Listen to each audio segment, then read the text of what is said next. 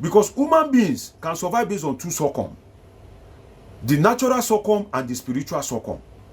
But in Nigeria, we approach God to provide the natural circum that is supposed to be provided by government, having submitted part of our right to gain other right of protection, other right of employment, other right of security, other right of good environment to live and prosper in under the social contract theory. Boko Haram will kill people. They will convince you that, oh, accept it, it is the will of God. Is it the will of God that people should die? Is it the will of God that if it is the will of God, the Holy Book will not say thou shalt not kill? Let us look at it from that perspective. You know, the Bible says thou shalt not kill. That's one of the 10 commandments.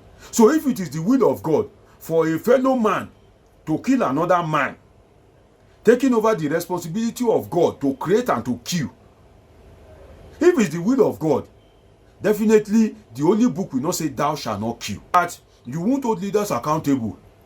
But your wife that promised you that, oh, my husband, in the evening you will eat semo, and she's late in preparing that semo, you will criticize that woman. If your husband promised to give you money to make your hair, and she didn't give you the day he promised, you will be angry. If you pay your child school fees, and that child carries maybe 10th or 15th position, you will rebuke that child. But politicians will give you change. We promise you change, and turn around to say change begins with me. Politicians will promise you renewed hope and give you hopelessness, but you won't say anything. God is not a Nigerian. The role of God is different. The role of God is different from the role of man. So don't let us always fuse it together. Hold leaders accountable when you are supposed to hold them accountable. Call God when you are supposed to call on God. Hello, great people. You must have heard about the flood that ravaged Borno, the home state of the current Vice President of the Federal Republic of Nigeria, Kashim Shettima, whereby there was destruction of lives and properties, and lots of people are currently in IDP camp. Now, I came across a video, and the video made me to come up with this analysis for you. And when I saw that video, I'm thinking that I think Nigerians believe that God is a Nigerian. That's one thing, that because anything that happens, we call on God instead of us to do the right thing or to hold leaders accountable. Now, before I go into the analysis of that video, the implication of the flood, and why it is even an indictment on Shettima and the federal government itself, and why God is not a Nigerian, watch this video. Watch it. Now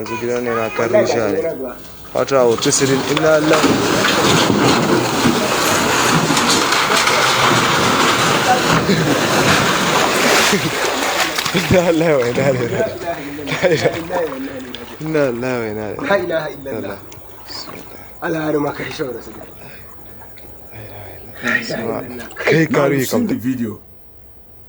What the people there are saying is in Arabic, right? An Islamic something. Maybe they are calling on God to help. Maybe they are giving back all the glory to God. Or maybe they are calling on God to intervene. I don't know what they are saying means. If you are a Muslim, do well to tell me the meaning of what they are saying in the comment section. But I know that it is a common phrase in Islam that I've been hearing since when I was young. So it now dawned on me that Nigerians can be very funny people. And maybe Nigerians fail to realize that God is not a Nigerian. Before I go into that, let me give you two kind of disasters. Let me limit it to two for the sake of this video. There are two major kind of disasters: natural disasters and man-made disasters. You see, when it is a natural disaster, you can blame God, because why? The disaster is happening to you despite you haven't done your best to prevent such a disaster. That the disaster happens without announcement. It just happened. There's no way you can prevent it. You can only try, but it will still happen. Those are natural disasters. For instance, earthquake is a natural disaster. Earthquake will not announce to you before it comes. It just comes on its own, typhoon, hurricane. These are things that cause natural disaster. It is beyond your control, and there's nothing much that you can do to prevent it. So if you have a natural disaster, you can call on God, you can blame God, you can seek the face of God for intervention. But the second kind of disaster is man-made disaster. Man-made disaster is the disaster that is caused by the action or inaction of man. That God has created everything for you to prevent such a disaster. You are in charge of the control. God has given you a good climate, a good environment. God has given you the resources to prevent such thing. And it now happens. Those are man-made disasters. Whether government have failed to plan, whether there is inadequate drainage, whether that dam wasn't maintained well, or whether people block the drainage with refuse. Either ways, it is man-made disaster. If there is proper channel and drainage of water, you would agree with me that flooding would not have happened, or it would not have reached the ruinous extent that it has reached. So the disaster, if you like, is more of man-made than natural. For instance, if I'm to score it, I will score it more of 90% man-made and maybe 10% natural. That is if I don't want to score it 100% man-made. But to me, it is significantly man-made disaster. So if there is a man-made disaster and you are now calling on God, why not channel your energy to the man or men that are responsible for preventing such a disaster? God is a busy man. God is a man that is superintending over the affairs of about 200 countries. He has created some countries, I've once asserted that some countries that have problems, some countries that are not blessed with natural and mineral resources. God created them maybe when he was hungry. Maybe God created those people when he wasn't happy, right? And maybe God himself would have been thinking now, just as when he used rain to wipe out the earth during the days of Noah in the Bible. Maybe God himself will be thinking that, maybe I could have created these people without earthquake. Because imagine that a developed city, a developed community, earthquake just happens. Imagine the impact on the development of such a country or a state or a community. So in that instance, you can call on God that, oh God, arise and come to our rescue. Be merciful on us, oh God. Why have you let this befall us? Oh Lord, let this cup, let it pass over us. Then you are justified. But if it is largely a man-made disaster or purely a man-made disaster, and you are calling on God, it shows that you think God is a Nigerian. Or maybe you have not moved away from your community, or you have not traveled out of Nigeria before. Or maybe you are not opportune to go to school to know that the world is a very large space and God is a busy man. As you are calling on God, there are people calling on God in China, in Australia, in Netherlands, in Switzerland, in Ghana, in Togo, in the United Kingdom, in the United States, in Canada, that are calling him for more serious things. But God has blessed your community to be able to live, survive, and prosper. But because the people at the helm of affairs have failed to do the right thing, you are now calling on God. The truth is, does God have your time? That is why we will elect leaders that are not credible. They will now be calling on God. We'll be going to church that God give me a job. Lord, they will bring light. You say, shout, up nepa. You say, up well, which means, thank God. Is it the duty of God to provide electricity?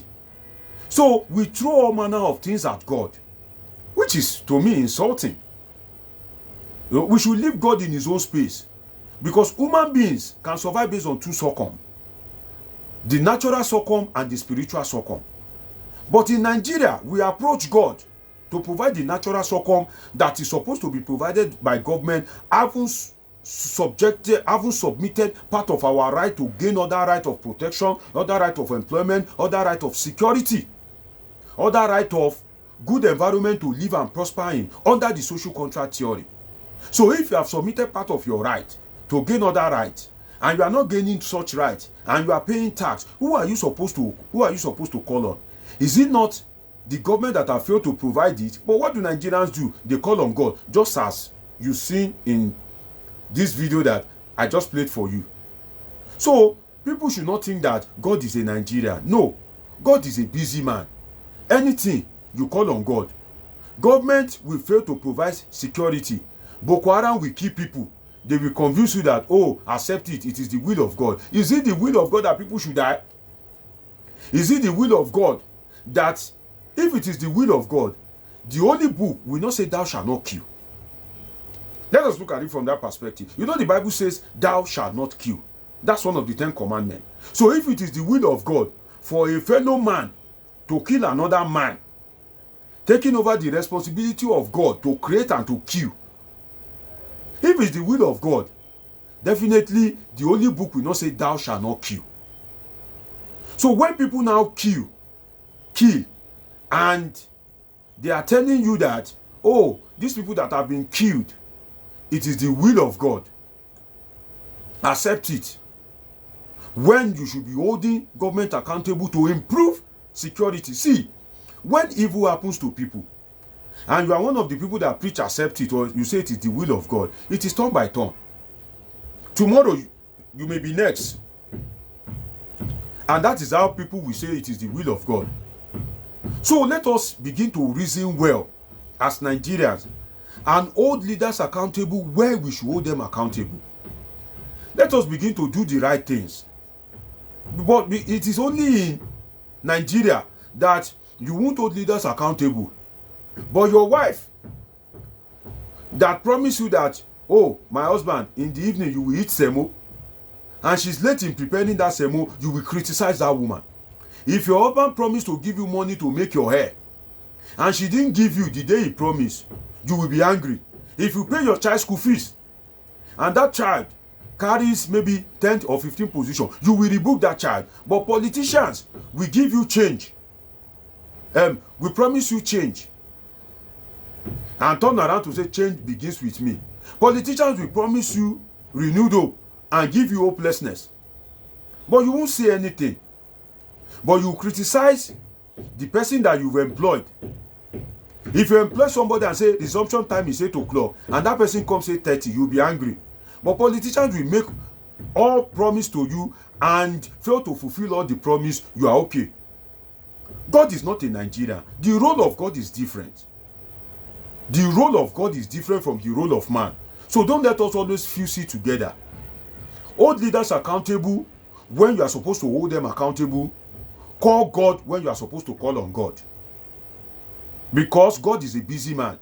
He has made the environment conducive, and he has delegated duties for leaders of the country to do what they are supposed to do.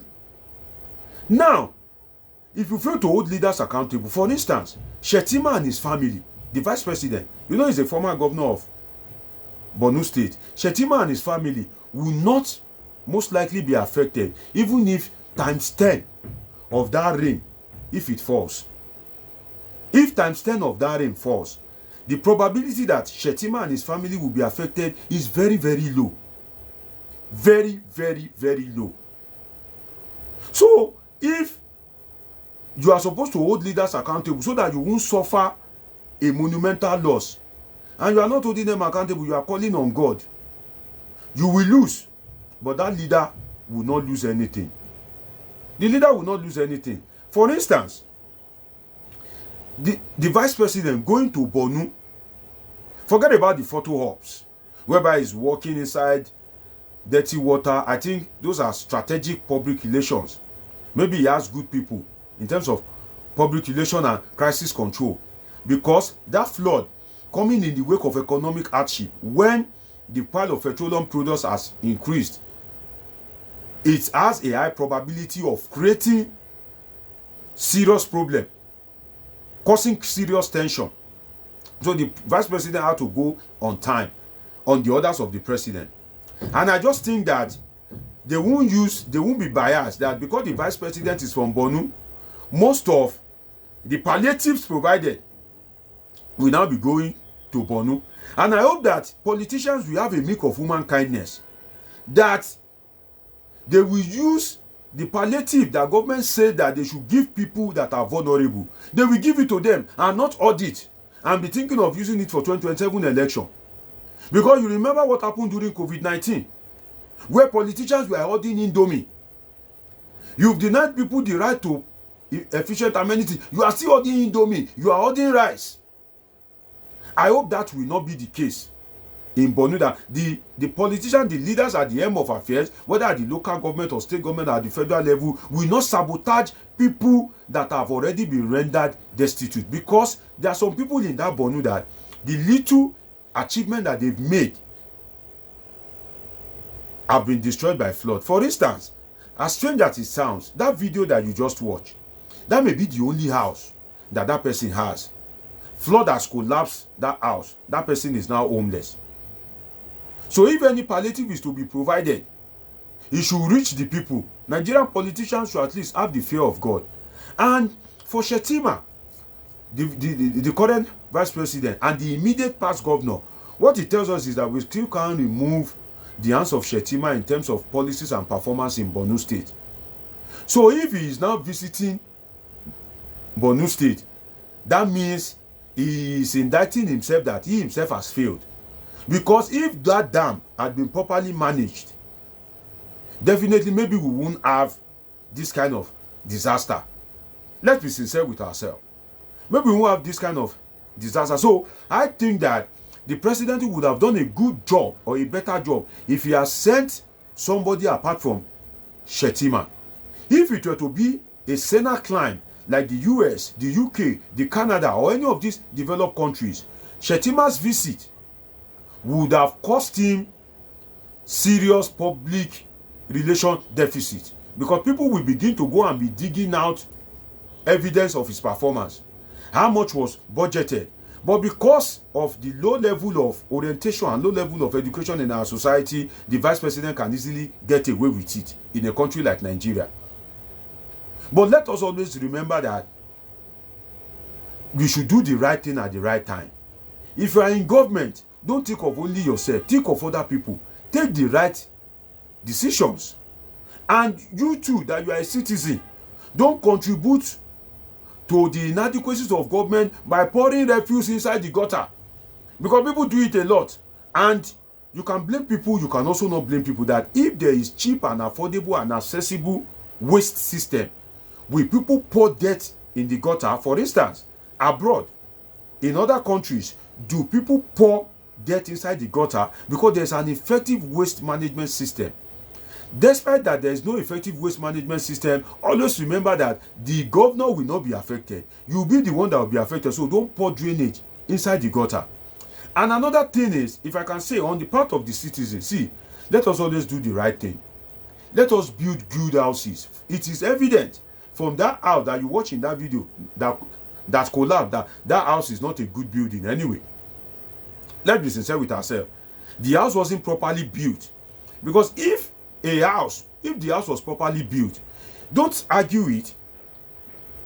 And if you want to argue it, think of the old houses in the United Kingdom. The house that are built in 18 something, early 19 something, that are still standing in United Kingdom, that are still standing in Paris, France. Think of those houses. So before you say that the video of the houses, the video of that house that collapsed and they were calling on God to come and assist them, if that house, if you think it is old, go to London. You will see houses that are way more older than that and are still standing tall. Go to Badagry, where there are evidence of slave trade. You will see old houses that are still standing. Go to Kogi, Lokoja, where Lord Lugard allegedly stayed. You still see some buildings that are standing. These houses have been existing before the building of that house. So what that tells us is that the people that built that house, when it was built, whether as a result of poverty, whether as a result of management, or the owner of that building was being cheated, the truth is that house was not properly built. So if you fail to build your house the way you are supposed to build it, if you fail to build a proper building, and you are calling on God when the house is collapsing, God is a busy man. God is not only a Nigerian. He won't answer you. If you fail to hold government accountable, if you are supporting bad governance and your house is collapsing and you are now calling on God, God is not a superman. God is a just man.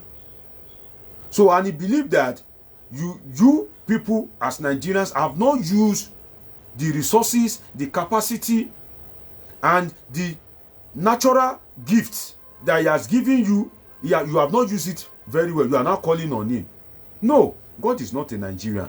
Let's always add back at the back of our mind. When I saw that video, I couldn't resist it. I was just thinking, house is collapsing. There is flood. You are calling on God. Have you checked yourself? Have you checked the government? You need to check yourself. Check government before you call on God. Okay?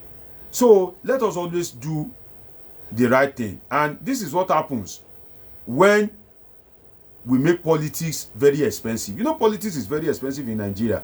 Politics is, a very expensive business. If politicians have to spend on campaign, on buying votes, on election tribunal, from the tribunal, which is the equivalent of High Court, to the Appeal Court, and to the Supreme Court, and they are spending billions of naira on vote buying, to buy rights to share, do you think they will not recoup that money? What money will they use to provide credible amenities for you? So the thing is, we should begin to reduce how much we spend to get to political office if we want development. And I'm not talking about Borno State. In fact, if I'm to be fair to you, one of the most performing governor in Nigeria is Babagana Zulum, the current governor of Borno State. He's a performer. He has been trying. But when you met a situation whereby the rot, the level of underdevelopment is so much, sometimes you may be trying and your efforts may not even be showing, because there's so much thing for you to attend to. So let us always do the right thing as a government, as a people, then God can come to our rescue. It's been a wonderful time with you on this, analysis with Dr. Omoshola Deji, your favorite political scientist, public affairs analyst. Till I see you again, like I always say, I'm not always far from you. If you are here to subscribe, if you are here to turn on the notification button, do well to do that. Till I see you again very soon. I love you all sincerely. God bless you.